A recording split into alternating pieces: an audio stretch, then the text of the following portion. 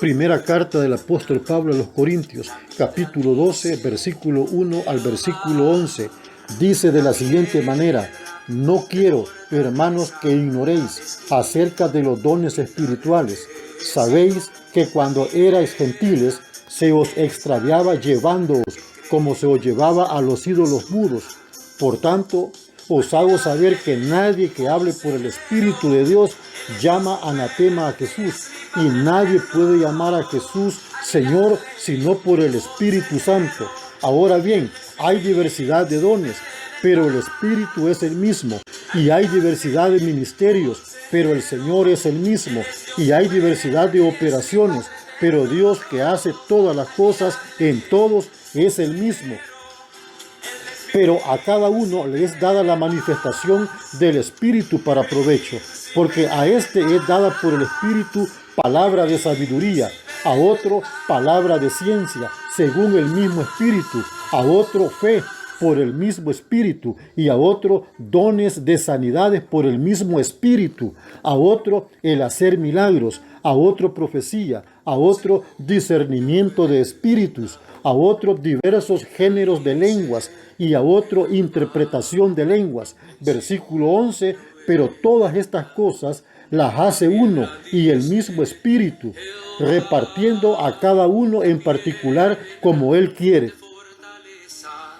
Sobre esta base bíblica que he leído brevemente, pero eso sí, con ideas básicas y muy elementales, quiero hablar sobre el por qué la iglesia o el creyente debe de buscar los dones del Espíritu de Dios.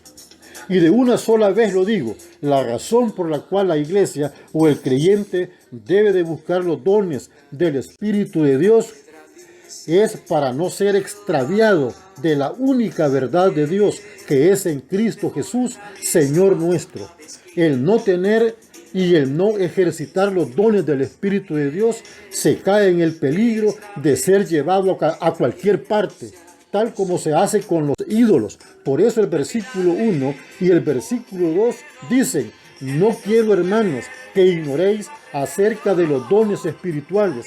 Versículo 2, sabéis que cuando erais gentiles, se os extraviaba llevándoos, como se os llevaba a los ídolos mudos.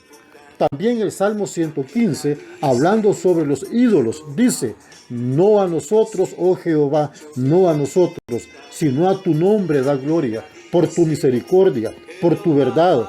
¿Por qué han de decir las gentes, ¿dónde está ahora su Dios? Nuestro Dios está en los cielos. Todo lo que quiso ha hecho.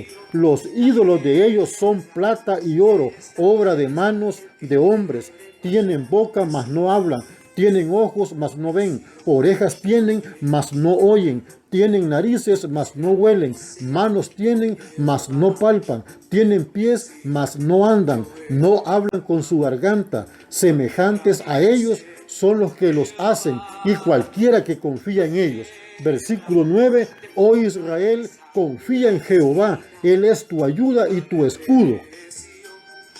Así son los cristianos como los ídolos, al no poseer los dones y al no desarrollar los dones que opera el Espíritu de Dios en la vida. Hay muchos que por no desarrollar la fe dudan de la gran salvación hecha por Cristo en la cruz.